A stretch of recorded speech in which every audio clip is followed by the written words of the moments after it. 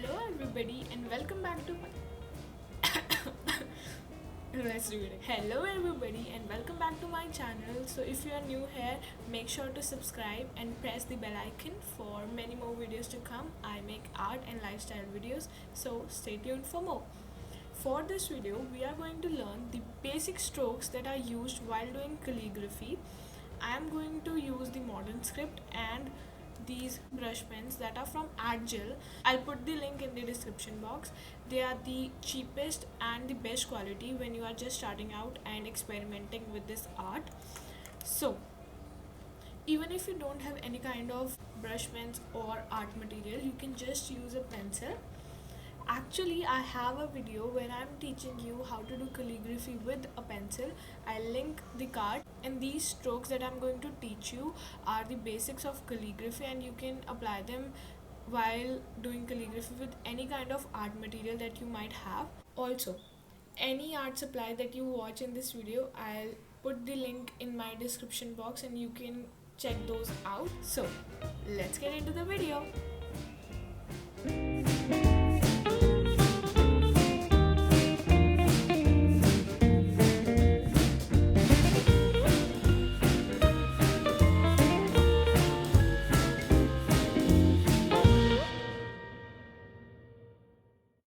Now, I hope you have your page and your pen ready, so we are going to start. What I want you to do first is mark your margins. So if you are using a page from any of your register, make sure to leave a line between your margin. So the first one is our ascender, then the waistline, then baseline and descender.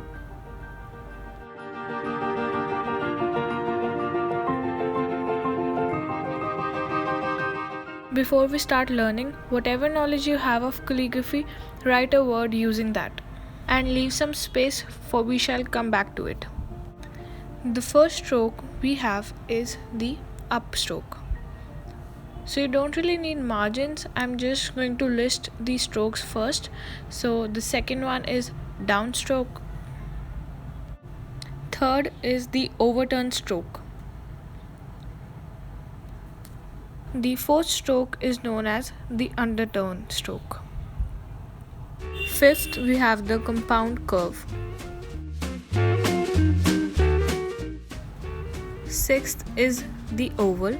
And make sure when you are writing these down, you make these arrows that I'm making so that you remember where the pen moves. Seventh is the ascending loop. Now, the last is the descending loop. If you haven't written this down and you are not a notes person, take a screenshot. Now we know all the names of our strokes, so we are going to make margins on our page like the margins we made at first with the ascender line, the waistline, the baseline and the descender line. Take a look at the list of our strokes. The first one is the upstroke.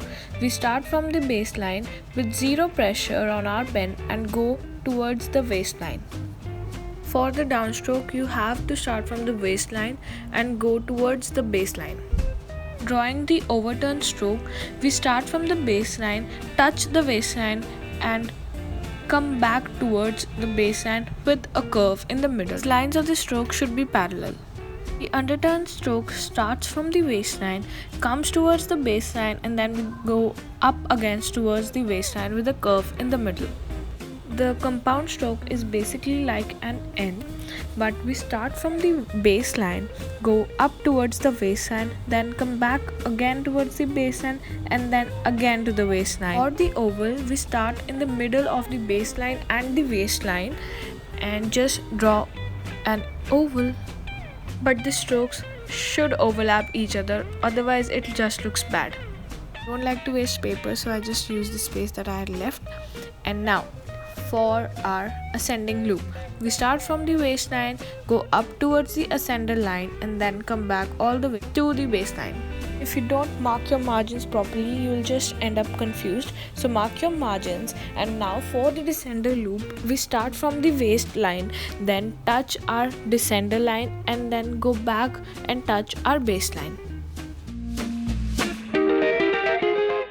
Now we know where to start and where to stop. We are going to learn how to add weights to our strokes and then to our letters. For the upstroke, you don't need to apply any pressure and just go with the light hand upwards. This can vary, so whatever thickness you choose, just stay to it.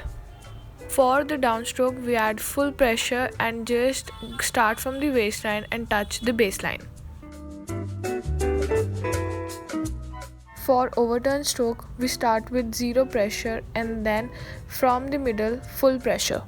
For the underturn stroke, we start with full pressure and from the middle we decrease our pressure to zero. Now for the compound stroke, we start with zero pressure and then full pressure and then again zero pressure when going upwards. The oval can get a little tricky, so start by tracing the oval first. Now this goes as we start from the middle of our waistline and baseline, add some pressure when going down and a little pressure when coming up. Basic rule to adding weights is that whenever we go upwards, we use the minimum pressure, and when coming down, we go full with the pressure. Try tracing your strokes first so that you know you can add widths or not. So when doing the descending loop, start with full pressure and then when going upwards, you go zero pressure.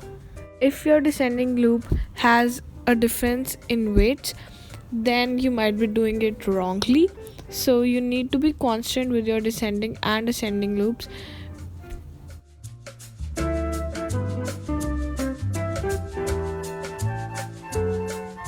Let's practice some letters now. Start by adding your margins, kids. When doing calligraphy, do it in stroke. This is how you write an A when doing calligraphy. Now we're going to write a B, then a C.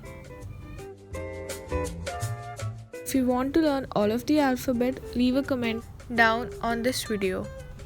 When you are joining the letters, you have to let go some part of your strokes. You will get the hang of it with some practice, actually a lot of practice, and you will write beautifully. So let's try to write a word. If you think it's hard for you to move the brush pen in so much space, try to write your word in these small lines with the same techniques that you saw in the video. Now come back to the space that we left before starting our lesson and try to write the same word again and see the difference. If you notice a change, then make sure to click a picture of it and send it to me on Instagram so I can share your work. Wait, before you go anywhere else, subscribe to my channel, press the bell icon, like this video and share it with anyone that might be needing it or you think would be interested, and see you next time.